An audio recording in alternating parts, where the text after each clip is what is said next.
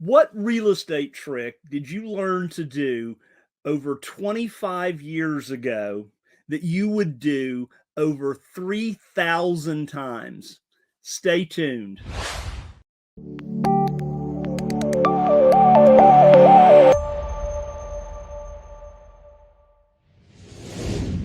Welcome, everyone, to this week's edition of Note School TV, where every Wednesday at 11:05 Central Time, we go live with Note School TV. We have an amazing guest this week, and we will bring him up in just a couple of minutes. But before we do, make sure and do a couple of things for us. Number one, like the content that you see.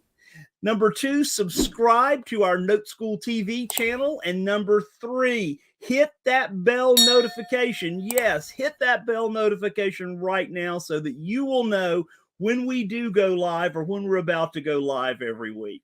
Also, make sure and check us out.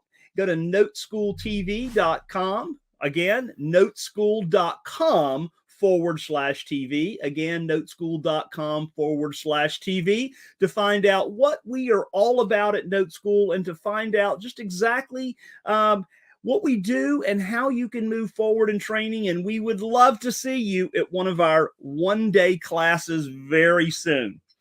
So now, as we do every week at this time, let's go to the news.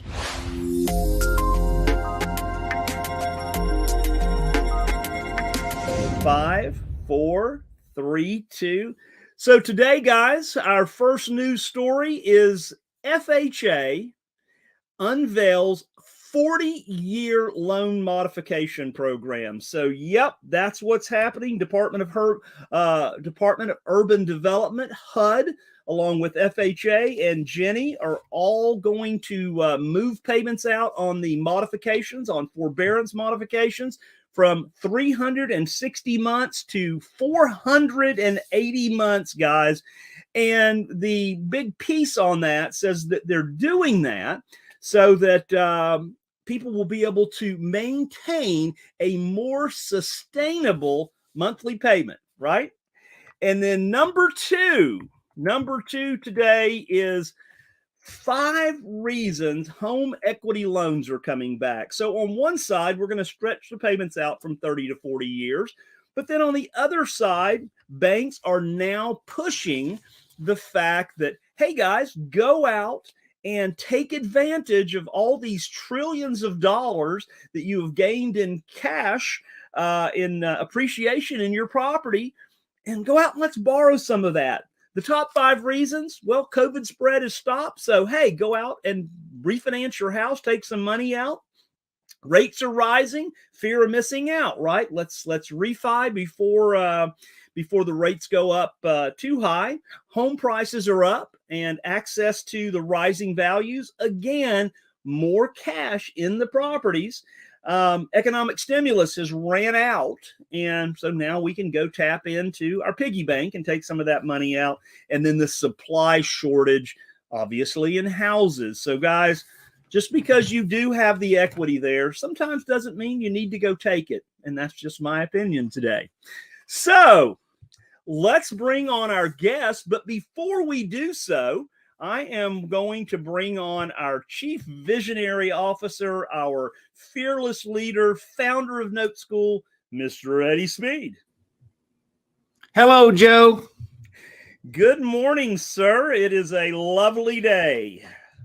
It is a lovely day. Happy spring to you. Absolutely. And hope you're getting ready for Easter. And yes, we are. Good family time. Joe is an excellent family guy and has an awesome family that he gets to spend good time with. So I know you're looking forward to that. Yes, we are, sir. Well, FHA is going to extend all these loans. No, that's not going to be an extend and pretend, is it? I think it's going to be very similar to what we saw a few years ago and that you and I continue to see on Weekly Deal Labs, right? Yeah, that's true. A lot of people ask about buying non-performing notes. The non-performing notes we buy are not really FHA loans. I'm not saying people don't buy those loans. It's just not what we buy, or typically people in our box. But we'll be interested to see how that goes. So, Joe, I have a guest today that is probably one of my longest, dearest friends in this industry. And just a great story. And I'm very, very, very fired up to bring him and let these people hear. Your headline was pretty good. It said, "What did you do over 25 years ago that was so good you would have done it more than 3,000 times in your real estate business?" So that should be a cliffhanger to say, what is that, right? Yeah, I would say that's a business. That's a sustainable business, right? I think this guy scaled his business, right, Eddie? He scaled it a lot. So I'm going to bring him on, Joe, and we will see you on the backside. So you have fun. I'll be back here. Thanks. All right. So my guest today is my long dear friend, Mr. Mitch Stephen from San Antonio, Texas. How are you? Here, I'm helping Joe out. Basically, there's a button on that page. Just hit it. It doesn't really matter which one it is. Just hit them all. Hit them a couple times. Yeah, just keep going through and stuff. Sometimes the simplest things are not simple, right? So, Mitch, gosh, it's been quite a ride. Yeah, it's longer than we want to think. Maybe what, 30 years? Close to it. I think probably 94 is the best I could remember. 95. Yeah. That's been well over 25 years. So I met Mitch. Mitch was an active house buyer in San Antonio, and he used a model of buying properties and owner financing as buyers. And that was how our journey began. And it has been an incredible ride. You know, Mitch, I think one of the things that the audience would find interesting, I certainly would, is what was your motivation to start owner financing, and what is your motivation today, because you're super active doing it right now? This isn't something you did in the past and you're just some guru and you just talked about something you did in, your past, but you're still super actively doing it. Why did you do it? Why did it make sense for you? Why did it make sense for your clients? Well, Eddie, I'm a very simple man, and I need things to be simple enough for me to understand. And when I was buying these houses and I was trying to sell them on new loans, it was just far too complicated. Too many people had their opinion, from the appraiser to the underwriters to everybody had an opinion, and nobody's opinion fit mine. And it was always less money at the end of the day than I wanted to make. So I actually started out not buying and owner financing the houses, but my plan was buy them, owner finance, and sell the note. And back in the day, you'd sell the note before the first payment was even made. So I'd be selling a pristine note. And I did hundreds of them. I had to sell the notes because I was buying all these houses on credit cards, because in mid-1990s, those houses in the skyline behind me there in San Antonio were $8,000, $10,000, $25,000, in the lesser parts of town, which is where I was dealing. And so I just started buying houses, creating notes, and selling the notes. Kind of happened on accident. I needed out of some rent properties. I couldn't sell them because no one in the neighborhoods that I had bought them in were going to qualify for a loan. And somebody said, why don't you owner finance them, get a down payment, and make the spread the same as the rent spreads were, but you'll get to keep all this money because you don't have any liabilities like the landlord does. You'll just be responsible for collecting a payment. You won't be responsible for the air conditioner or the toilet. You'll know what you're going to make, and you're going to make it all. Instead of, I used to figure if I had $7,500 a month coming in positive cash flow, I'd figure maybe I'd keep $3,500 of it, because I was going to have people were going to break things and people were going to move out and mess up my houses. When I started owner financing, I started getting the $7,500 and it didn't go out short of a foreclosure. But then I got to resell it and get another down payment. So I fell in love with it really fast.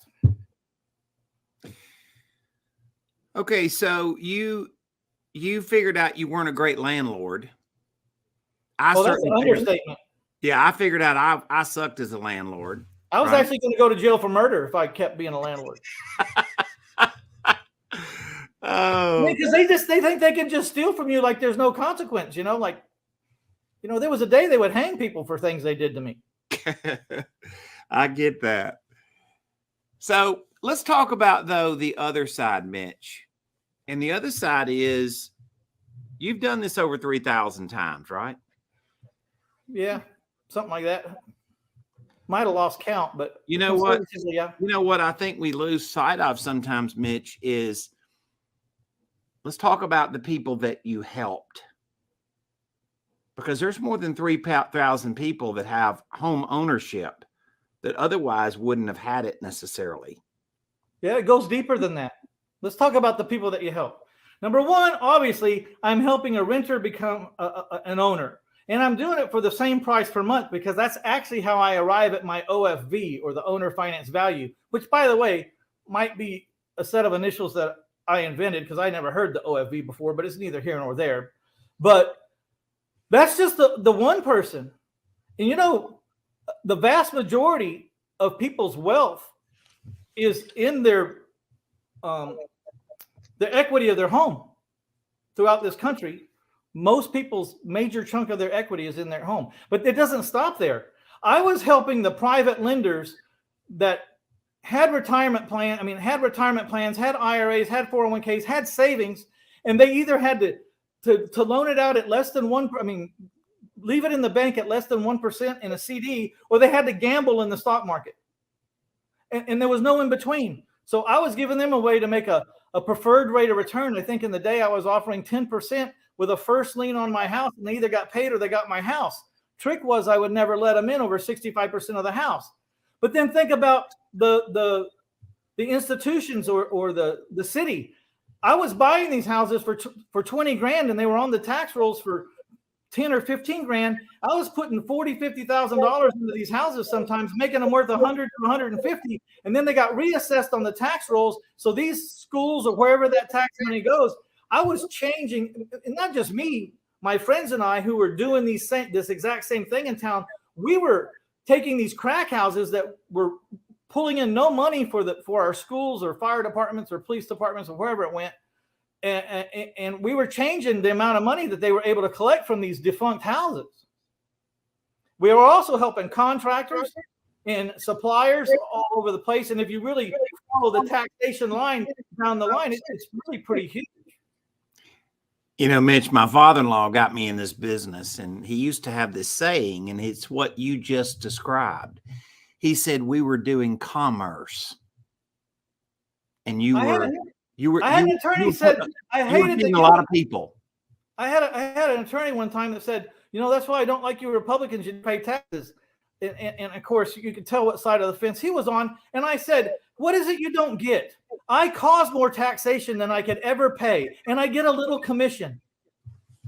I don't have to pay as much because I'm moving economy. He says, my secretary paid more than you. I said, your secretary didn't move an economy. Yeah. I'm sorry, but she didn't. Well, it is true. Mitch would buy a house that was not of value to the community. It was a detriment. He would invest in the community. He would make it a safer neighborhood, substantially safer. He would provide home ownership. And then you got to basically build a lot of wealth. And that is the American dream, hopefully. You build wealth by helping others too. And you got to build wealth. And that's how it started. When we come back from our little commercial for our sponsor, Note School, then we're going to talk about where you are today. And is anything different than where it was in the past? Stay tuned. Well, hello, everyone. It is Brian with the teaching team here at Note School, and I'm excited that I get to be the one to invite you to the upcoming Gold in Notes class. That's right. It is a one-day deeper dive class that we call Gold in Notes because of how valuable this time spent is.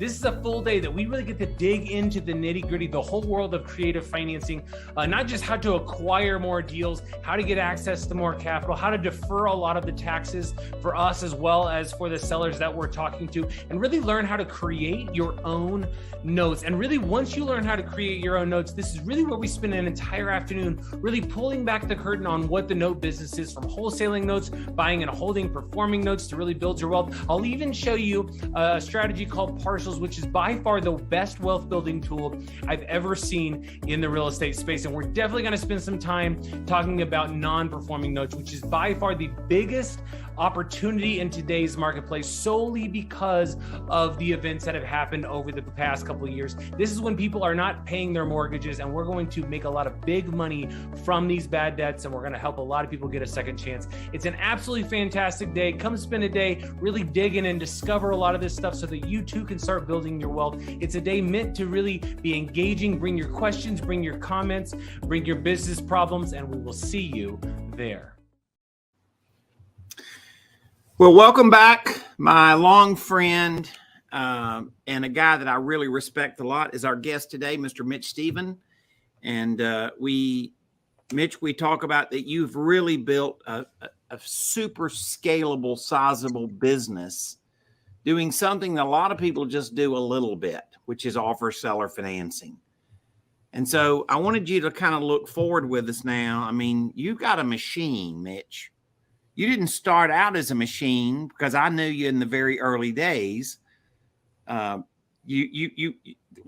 talk about your books before we leave, but one of the things you said in your books is part of the title, Falling Forward, right? Yes, yeah, failing forward. And because I got beat up a lot. I was learning it all the hard way. I wasn't smart enough to go hire an Eddie or get in a classroom. I was letting the street kick the living crap out of me. And believe me, looking back, it'd have been a lot easier to pay a coach who'd been there before than it was to have to negotiate with the street, because the street's ruthless. You're going to pay either way. A lot to be said for that. So let's look forward, Mitch. We're in this when I met you and we did a lot of business together in the 90s. This was started around 1995 or so, and we did lots of stuff together in that era for the next many years. Now look forward, and you've got this industrial seller finance machine, right? And I just wanted to talk about that. Like, a lot of the economy is like insanely different. So, and we talked about how people that you become your customer experience home ownership and contractors and people, that type of thing. So a lot of people think this won't work today, Mitch. They think it won't work because the economy is so different and you can't do it. How do you make it work?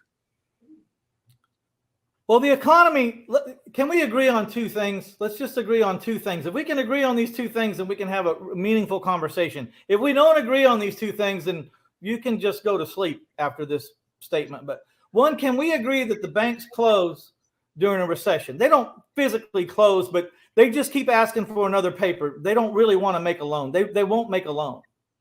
And can we agree on that? Credit is going to get tighter. That's an absolute. Yeah, it's either the cause of the recession or the result of the recession. But either way, banks stop loaning money. They're scared. They're tightening up big time, like dry. Yep. Can we agree that most renters would rather own if it was going to cost them the same per month? That's 100%. Yeah, I don't know if it's 97% of them or 83% of them. I don't know, but it's a lot more than I'll ever sell. A lot more people than I'll ever get a house for. So given those two parameters, now, because what I do is I back into the rents to figure out what the people in that neighborhood can afford, and I try to make them owner for exactly what the rents are. So now let's go through a couple of questions. And don't get clever or overanalyze. Just kind of the first thing pops in your mind, it's common sense. What happens to the price of houses when banks stop loaning money? Mm-hmm. They fall, right? Yep. So because the banks, most people need to get a loan to buy a house. Not everybody has, hardly anybody has cash. 100% cash deals are pretty rare. So what happens if people can't buy a house because the banks aren't loaning? What kind of house are they living in? If they're not living in a house they own, they're living in a house they rent. When there's a lot of pressures put on rents during a recession, what happens to rents when there's a lot of pressure put on them? Everybody's got to be a renter. Everybody's looking for a rent house. Rents go up, right? What did I tell you I based my price on? I based my price on the rents. So in a recession, because I had all this private money, I didn't need a bank to buy these houses. I was buying a house a day in 2010. I bought a house a day until I scared myself. 45, 60 days in, because I also had the foreclosures on the other side because people were having a hard time. So the 45, 60 houses I bought were vacant. I had a mistake back then. I was wearing both hats. I was the house buyer and the house seller. Well, when you're buying a house a day, you're not selling anything. And so I looked up, I had 70 vacancies, so I thought I better stop. So I started offering, the point of it, the point is, in the good times, I do good. In the bad times, it booms because I don't need a bank to buy the houses, and I'm buying the houses at reduced prices. And my buyer doesn't need a bank to buy my house. So in the recession, I'm averaging 9 days on the market. And in COVID, for some reason, and I don't exactly know why, I have some opinions, but I chopped that down to 4 days on the market. And I've been 4 days on the market now ever since COVID. So it's a really unique dynamic that you can do good in the good times and you can boom in the bad times. So when is it that you go broke? And before everyone shouts out, well, you can't go broke during that model. Yes, we can always figure out a way to go broke. We're humans. We can screw up anything. So if you over leverage, if you don't have integrity and get into lawsuits, or if you don't comply with some state and federal guidelines, you could still go broke. Other than that, if you can handle those three things, you've got a hell of a business if you learn this strategy. And you grow wealth. And that's the thing that I think you and I have a heart for is it became very sexy. Let's be honest about it. Flipping houses. And you and I know hundreds, if not thousands of people that flip houses. But let's stop right there. You know, the wholesaler, flipping houses and wholesaling, it could be classified as a job. Of course, with any job, if you can get on top of it and systematize it, you can get above the CEO and be the owner of the company with a CEO below you. So any business you could figure out to do that with, you can do it. But for the most part, flippers and wholesalers have a job that they created for themselves. So this is the difference, and I'll make wholesalers sick here. Your average wholesale profit's $10,000 or $12,000. You know, there'll be some people out there saying, no, mine's 25, but across the board, the average in the United States is going to be $8,000 to $12,000. That's about what my down payment is. And then you get a check forever. Yeah. And then I get a check for 360 months because I finance my houses at 10% for 360 months with no balloon. Okay. So I average, and I just did this. We just did this calculation about 2 weeks ago on our spreadsheet right now. We have a little over 300 houses that we're collecting mortgages on. We're averaging just under $500 a month positive cash flow in a house that we're collecting payments on. We're not the landlord. So when that money comes in, it doesn't need to go back out for almost anything short of a foreclosure. I have a 1% foreclosure rate, by the way, because these are owners. And I'll explain that in a minute why. So the difference is, if you take 360 months and multiply it by the $500 positive cash flow that I'm making per house, that's $180,000 more I'm making than the wholesaler, or potentially could make in my future. So think about this, wholesalers. Every time, because you can't find the private money or you haven't learned how to sell or finance, you're leaving $180,000 per transaction on the table, potentially, or $220,000 or more. So that's why you become a multi-million. Every time you do a transaction, you're owed hundreds of thousands of dollars, and you get paid to make that happen. So you got your money to eat today. Because I do this all with 100% private money. When I buy a house, I don't have a penny in it. When I get a $15,000 down payment, that's my money. I can go make my payments, pay my house, whatever I want to do. And then I don't even have to touch my cash flow, because if you do 1 or 2 down payments a month, at $10,000, you're making 20 grand a month. If you're getting average 15,000 down, you're making 30,000 a month. I mean, a lot of people could live really well off of 30,000 a month, I think. Well, and the thing about it, Mitch, is this. There's everything that you've described. I know it to be true. Everything that you've described, there is a process. There is something that you have to learn. But the question is, when you have to learn something, I always say, is it worth learning? Right? Oh, yeah. I mean, at the end of the day, it's like everything has an effort to it, right? Everything that we become successful at, you don't just go, there's not a chip you put in your arm. The question is I would say this to the audience, is what you're doing worth learning? And secondly, is what you're doing worth your family inheriting? Yeah. You know,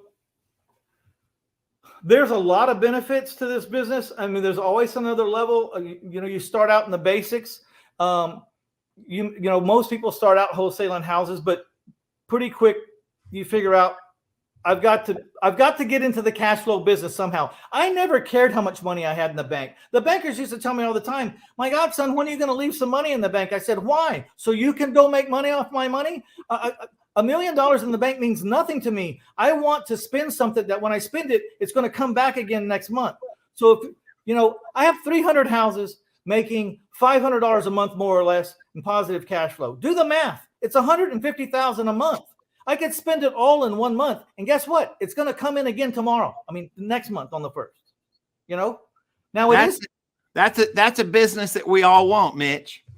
Yeah. I always, my idea was not how much money do I have in a bank, not how big is my house, not how many toys do I have. I never wanted that. What I wanted was financial freedom. I wanted to be free.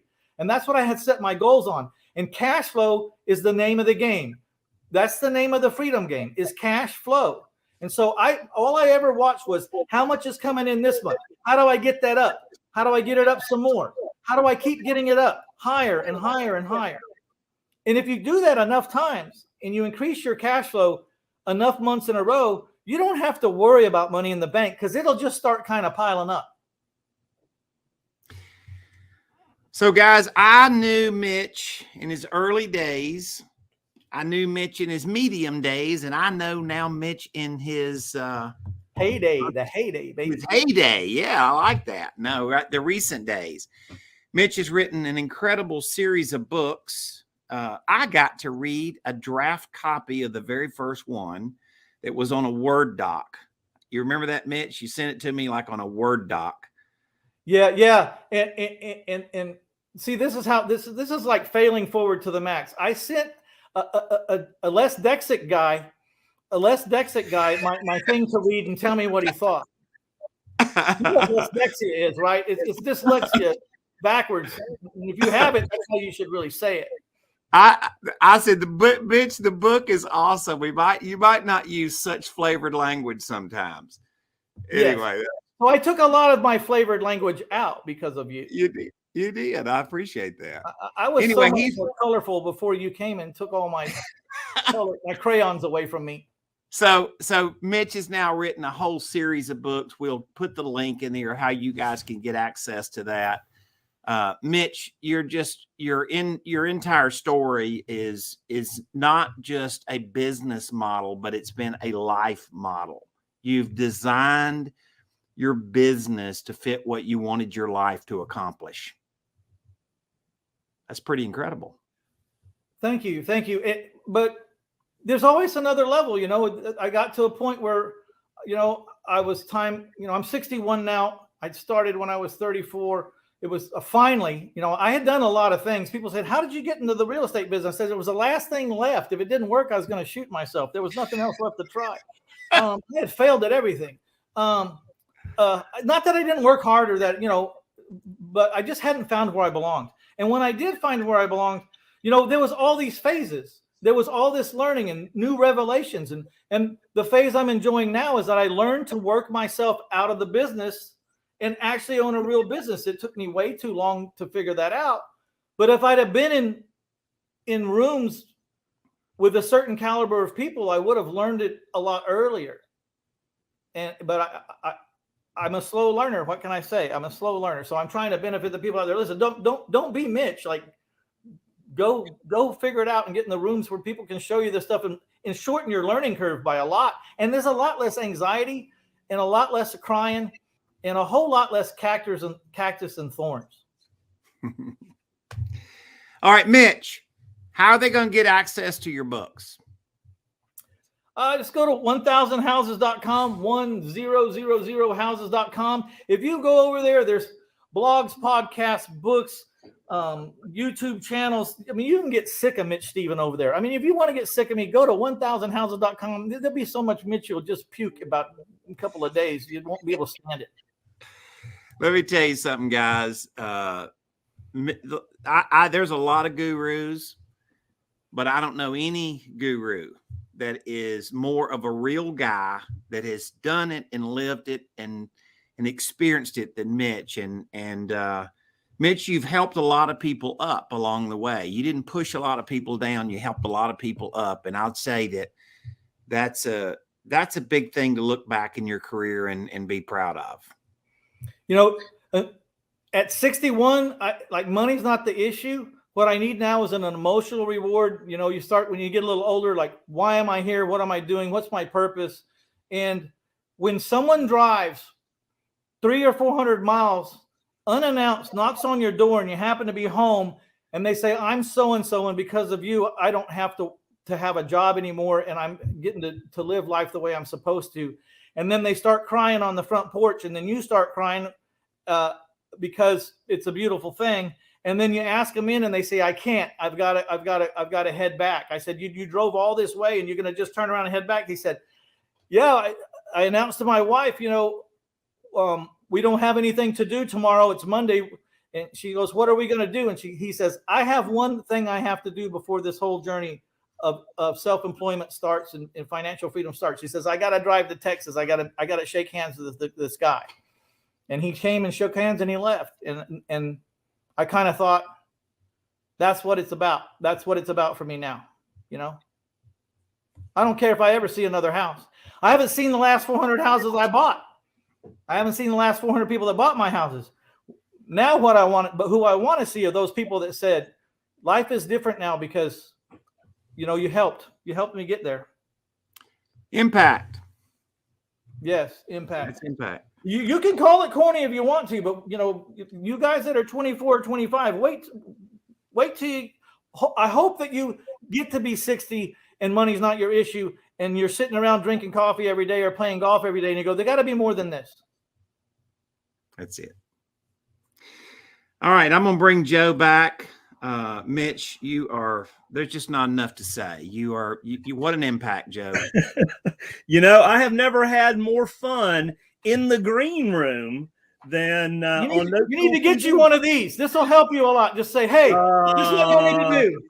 Like, subscribe. And it only took me 4 times, guys, before we started the show to remember, like, subscribe, and hit the bell notification. You can make it real easy. If you see a button on this page, hit it like 4 times. Just do something, right? Just don't hit that X in the corner. Yeah, just don't hit leave studio. There you go. Oh. So, 2 things here. Number one, it's Mitch, what you talked about was really, you can either survive and you can call yourself a survivor, or you can do that until you have the ability to really go out and live. And that's really the thing here. And the other thing you said was, and Eddie and I say it all the time, right? It's our mantra. It's money today, right? Down payment, cash flow over time. And then, if it pays off early, then that's some money tomorrow, right? So yeah, what a problem. That's the beauty of it, right? You just get those. I try to get the 500 notes, but every time I get up to like 320, then like 25 of them pay me off. And I'm pissed off for a second until I see the amount of the payoffs. And then I'm like, kind of hard to be pissed off about. Yeah, that's a tough problem to have. So Mitch, yeah, we so appreciate you and appreciate what you do and what you bring to the table. I know of thousands of people that just admire you and love what you've done, and I'm one of those. And so we just appreciate you. Thank you for coming on today and being with us. So you're turning me red. That's right. Thank you. So, guys, Eddie, any final words? Mitch, I love you, pal. Love you too, Eddie. We've been through a lot, man. It's been a long road. I mean, hours and hours and hours of talking about what the hell do we do now? Yeah. Well, I look forward to sitting around a campfire one day with the two of you guys. That's one of my bucket lists. So there you go. It'll happen. You're invited to my end of the world. You're invited to Bigfoot, Texas. You want to come out this direction, or I'll go your direction. I don't care. Well, I'm in Okeechobee, Florida, Mitch. Yeah. You know, you cross those state lines like water till you get to Texas. I mean, like cracks in sidewalks. It's all right. You'll get there. It's a 2-hour block of time, man. You're here and you're there. That's it. But guys, thank you so much for being on with us this week and for continuing to support us at Note School TV. And as we say every week at this time, guys, we'll see you on the other side. Thanks and goodbye now.